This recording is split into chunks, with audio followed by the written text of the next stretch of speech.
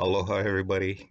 This is Dave Wallace, and I'm coming to you from my home in Waihua, Hawaii. And I've been sharing with you stories of some interesting experiences growing up as a child in Molokai.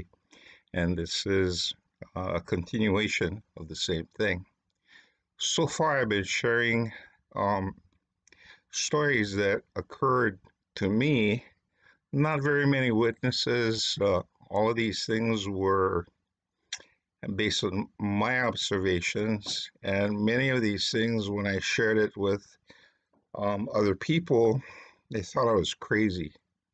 The nursing staffs at hospitals always used to say, "I must be the head injury, or your fever's too high and you're hallucinating."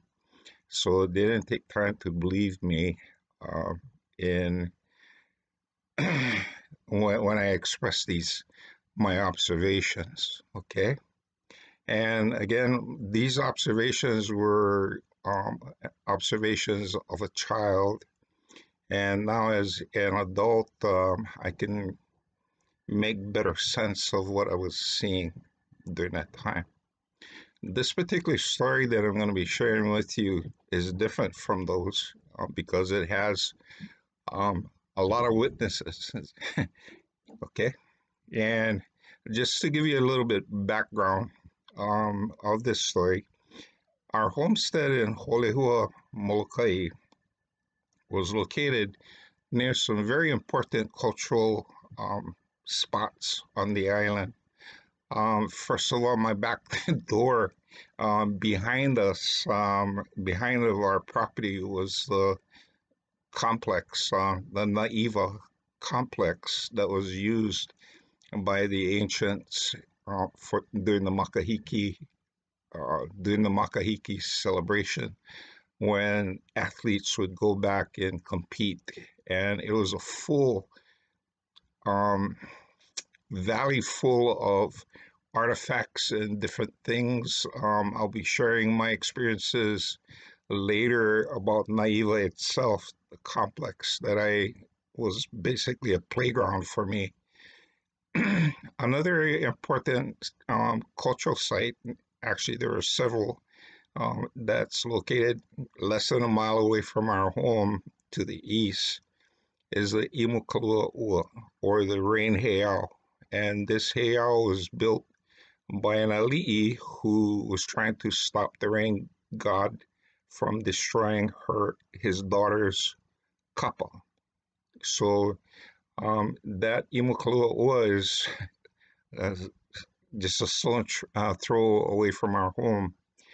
Further back, near the Imukalua Ua, you also had the Pico Stone, where people would hide the umbilical cord of their children and stick it in a stone. And the final stone that was there, pretty close to the Pico Stone, was what they call the money stone. And this stone had impressions in the stone, circular impressions that visitors to the place would leave coins. And when we were kids, the trees that now clutter this area, the Christmas berry trees, were not there, and it was a big open pasture, and these stones were all visible. The Imukalua Ua is built right in the middle of there's a um, pineapple field. It was surrounded by pineapple field, and the company fenced it off to keep it and market. So today, without the pineapple fields, I'm not too sure how the access to this place is. Anyway, so and further up further up the road, where we'd have to drive up to um, Kalai and close to the Kalopapa lookout, is the famous stone, the Nanahoa, or the phallic rock. And this rock is a popular visitor's attraction after you walking up and see the Phallic Rock, you get to come back down and to the Kalapapa Lookout, then you can see Kalapapa below. Anyway, this particular story, this particular event occurred um, right around 1964 or 1965. The exact year it was, I'm not too sure, but this involves my brother, Bill. My brother Bill was accepted into Kamehameha schools as a freshman, and by the time he was a junior, he became a member of the Kamehameha Schools Concert Glee Club, and this was a group of um, cadets, basically, that went around and did entertaining. And my brother was an entertainer. He loved to sing, play guitar, and we spent a lot of time, just jamming with each other. So during this time, when he was a member of the Concert Glee Club, um, the Glee Club came to Molokai to put on a concert. And they were there for Friday, Saturday, and Sunday. So there were 3 days. Because my brother was in the Concert Glee Club, my parents agreed to house some of the people from the Glee Club in our homestead home. And I remember the boys coming in and putting their blankets all throughout our living room, and that's where they slept. Anyway, after the concert, there was downtime where um, these the boys could do different things. I showed them our farm, and we had pigs and cows and things like that. And for some of these people, they never been on a farm, kind of like con- uh, not country boys. Anyway, so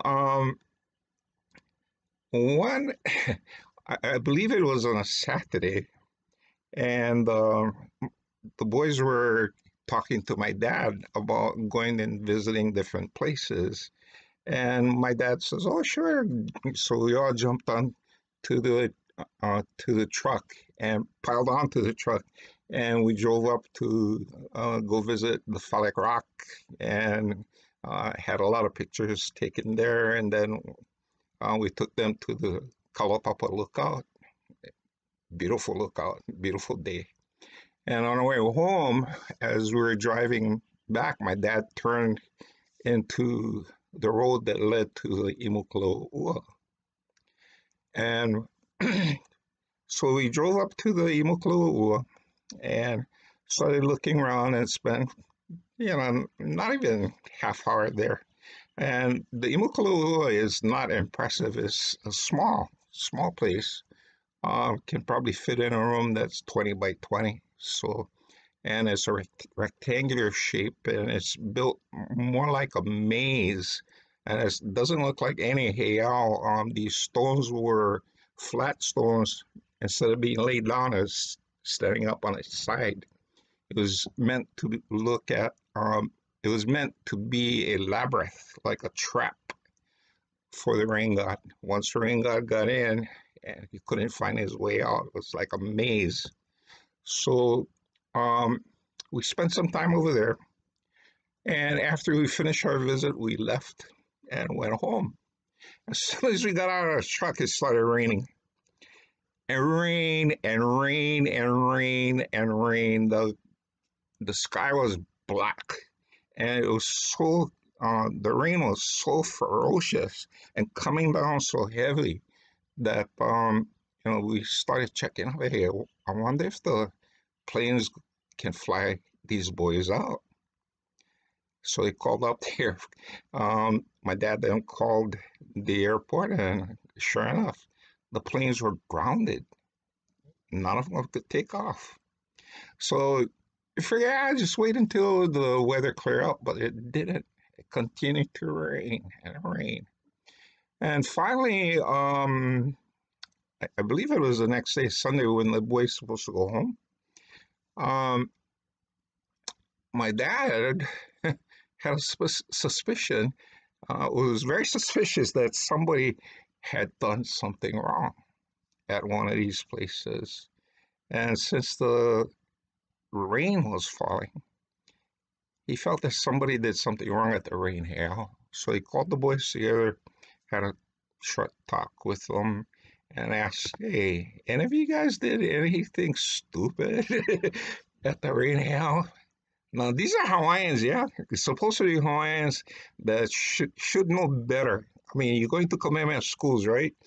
So, um, come to find out, one of the boys, I still remember his name. I'm not going to share it. But for those of you who were there at our house during that time, you know who this guy is, yeah? So you can rib him a little bit. But he owned up that he had taken a stone from the Imukalua, the rain hail. And as soon as he found out, oh, talk about razzing. And so my dad says, okay, get the stone.